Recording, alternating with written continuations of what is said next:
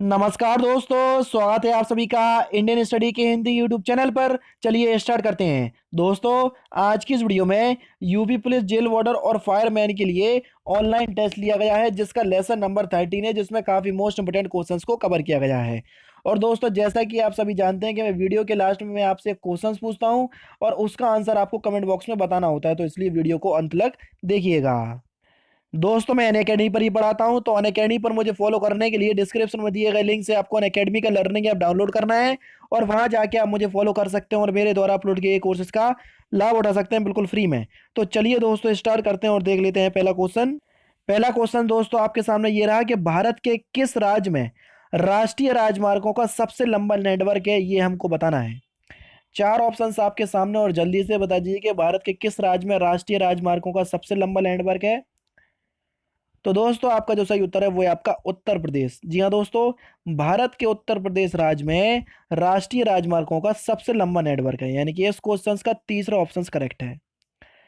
Next question है आपका कि निम्नलिखित में से कौन योजना उत्तर प्रदेश सरकार द्वारा राज्य के स्वदेशी और विशेष उत्पादों और शिल्प को प्रोत्साहन करने के लिए शुरू की गई।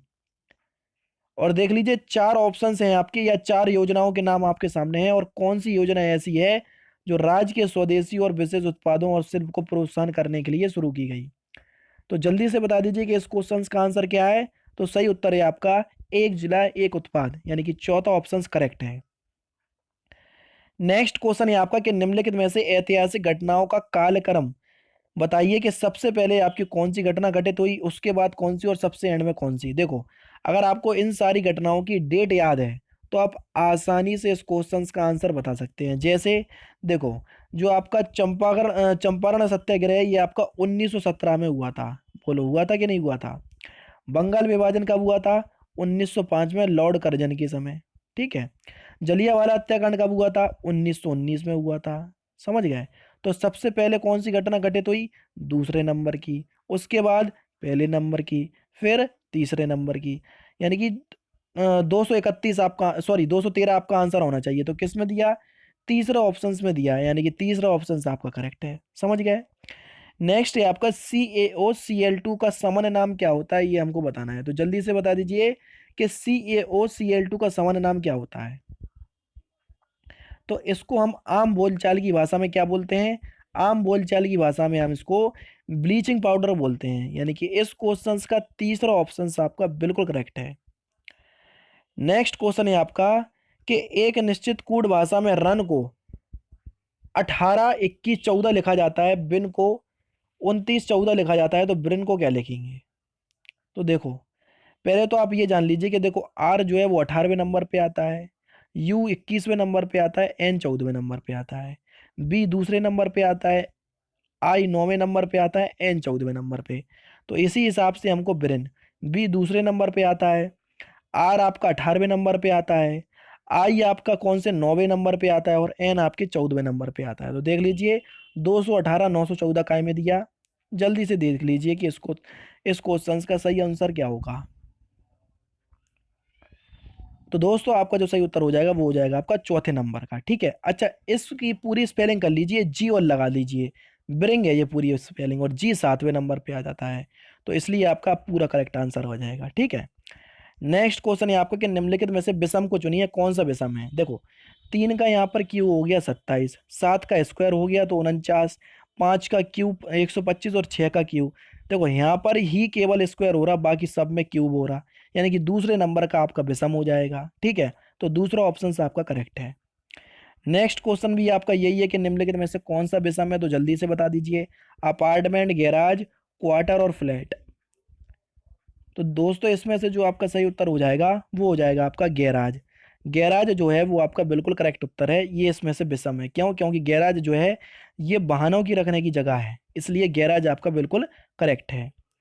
नेक्स्ट क्वेश्चन आपका रीजनिंग का है। ABE को हम 8 से डिनोट करते हैं, तो KOL को किससे डिनोट करेंगे? तो देखना, ए पहले स्थान पे आता है, बी दूसरे स्थान पर आता है और ई 5वें स्थान पर। इन सबको जोड़ दिया तो हो गया आपका 8। समझ गए। तो इसी प्रकार से ओ आता है आपका 15वें स्थान पर, एल आता है आपका 12वें स्थान पर, और के आता है आपका 11वें स्थान पर। ठीक है।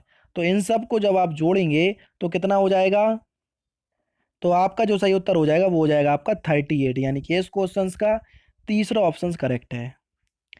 नेक्स्ट क्वेश्चन है आपका कि उपरोक्त का हमको तत्सम बताना है कि उपरोक्त का तत्सम क्या होगा। उपयुक्त, उपरोक्त, उपयुक्त या इनमें से कोई नहीं। तो जल्दी से बता दीजिए कि उपरोक्त का तत्सम क्या होगा। तो दोस्तों अगर हम बात करें उपरोक्त के तत्सम की, तो उपरोक्त का जो आपका तत्सम होगा वो होगा आपका उपयुक्त, यानी कि इस क्वेश्चन का तीसरा ऑप्शन आपका बिल्कुल करेक्ट हो जाएगा। रामचरितमानस में कितने कांड हैं ये हमको बताना है, 4, 18, 7 या 6। तो रामचरितमानस में कितने कांड हैं, रामचरितमानस में 7 कांड है, और रामचरितमानस जो है वो गोस्वामी तुलसीदास के द्वारा रचित है। नेक्स्ट क्वेश्चन है आपका कि पृथ्वीराज रासो के लेखक कौन है। दलपति विजय, जगनिक, चंद्रबरदाई या मधुकर। तो जल्दी से बता दीजिए कि पृथ्वीराज रासो के लेखक कौन है। तो दोस्तों अगर हम बात करें पृथ्वीराज रासो के लेखक की, तो चंद्रबरदाई जो हैं वो आपके पृथ्वीराज रासो के लेखक हैं, यानी कि इस क्वेश्चन का तीसरा ऑप्शन आपका बिल्कुल करेक्ट हो जाएगा। चंद्रबरदाई कौन है, पृथ्वीराज रासो के लेखक हैं। मृत्यु शब्द में कौन सा लिंग है ये हमको बताना है, पुल्लिंग, स्त्रीलिंग, नपुंसकलिंग या इनमें से कोई नहीं। तो दोस्तों अगर हम बात करें मृत्यु शब्द की कि मृत्यु शब्द में कौन सा लिंग है, तो मृत्यु शब्द में आपका स्त्रीलिंग है। कौन सा दोस्तों, स्त्रीलिंग है मृत्यु शब्द में, यानी कि इस क्वेश्चन का दूसरा ऑप्शन आपका बिल्कुल करेक्ट हो जाएगा। मृत्यु शब्द में आपका स्त्रीलिंग है। काफी ज्यादा इंपॉर्टेंट क्वेश्चन आपके एग्जाम के लिए। नेक्स्ट क्वेश्चन आपके सामने ये रहा कि करण कारक की विभक्ति कौन सी होती है। तो देखो अगर आपको कारक चिन्ह याद है तो बिल्कुल सिंपल वे में आप इस क्वेश्चन का आंसर बता सकते हैं। देखो कर्ता ने कर्म को करण से, आ गया अपने आप, करण से और के द्वारा काय में दिख रहा है आपको, चौथे ऑप्शन पे दिख रहा, यानी कि इस क्वेश्चन का चौथा ऑप्शन जो हो जाएगा वो बिल्कुल करेक्ट हो जाएगा। ठीक है, सिंपल क्वेश्चंस, इंपोर्टेंट क्वेश्चंस। आ उपसर्ग के प्रयोग से बना शब्द कौन सा है, अनंत, अन्वेषण, अवैतनिक या अपेक्षा। तो जल्दी से बता दीजिए कि इस क्वेश्चन का सही उत्तर क्या हो जाएगा। तो दोस्तों आपका जो सही उत्तर हो जाएगा वो हो जाएगा आपका अवैतनिक। जी हाँ दोस्तों, आ उपसर्ग के प्रयोग से बना जो आपका शब्द है वो है आपका अवैतनिक। ठीक है, इंपोर्टेंट क्वेश्चन। नेक्स्ट क्वेश्चन है आपका कि शिवर्पण में कौन सा समास है। देखो शिवर्पण यानी कि समास का क्या करो, समास विग्रह करो।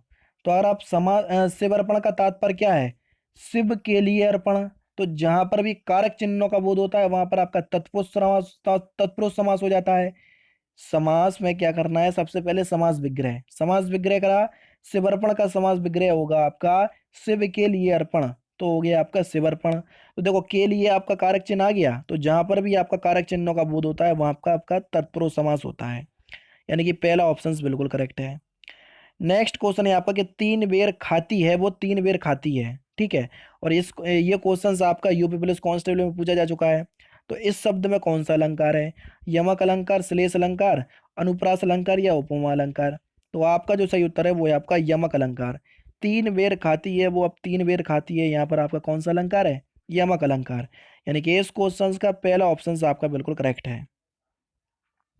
नेक्स्ट क्वेश्चन है आपका कि अनल का पर्यायवाची शब्द क्या है ये हमको बताना है, अंबर, समीर, पावक या आकाश। देखो अनल के बारे में हमसे पूछा है, अगर अनिल आ जाता तो अनिल आपका किसी और शब्द का पर्यायवाची है। अनल की अगर हम बात करें तो अनल का जो आपका पर्यायवाची शब्द होगा वो होगा आपका पावक, यानी कि इस क्वेश्चन का तीसरा ऑप्शन आपका बिल्कुल करेक्ट है। अनल का पर्यायवाची शब्द है आपका पावक। घुमक्कड़ शब्द में प्रयुक्त प्रत्यय चुनिए कि कौन सा प्रत्यय जो है वो आपका प्रयुक्त होगा, ओड़ा प्रत्यय, अक्कड़ प्रत्यय, आक प्रत्यय या ऊ प्रत्यय। तो जल्दी से बता दीजिए कि घुमक्कड़ शब्द में कौन सा प्रत्यय होगा।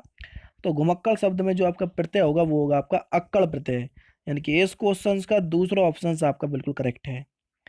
ओचल शब्द का विलोम शब्द बताइए कि ओचल शब्द का विलोम शब्द क्या होगा, अचानक, एकदम, अक्सर या यकायक। तो जल्दी से बता दीजिए। तो ओचक, ये आपका ओचल लिखा है तो इसको भी आप ओचक कर लीजिए, ओचक होगा जी। ठीक है, तो ओचक शब्द का जो आपका विलोम शब्द होगा वो होगा आपका अक्सर, यानी कि इस क्वेश्चन का तीसरा ऑप्शन आपका बिल्कुल करेक्ट है। और लास्ट क्वेश्चन है आपका कि निम्नलिखित मुहावरे का सही अर्थ बताइए। आंखें बिछाने मुहावरे का सही अर्थ क्या होता है, श्रद्धा करना, प्रेम करना, पूजा करना या हृदय से पूरा स्वागत करना।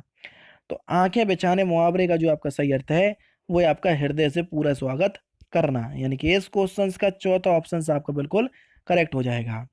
अब दोस्तों मैं आपसे एक क्वेश्चन पूछने जा रहा हूं और उसका आंसर आपको कमेंट बॉक्स में बताना है, और उससे पहले आपको ईमानदारी के साथ बताना है कि आपके इसमें से कितने नंबर आ रहे हैं इस टेस्ट में। ठीक है, तो आज का जो आपका क्वेश्चन है वो ये रहा आपके सामने। वीर रस का स्थायी भाव क्या है? हास, क्रोध, धीरता या उत्साह?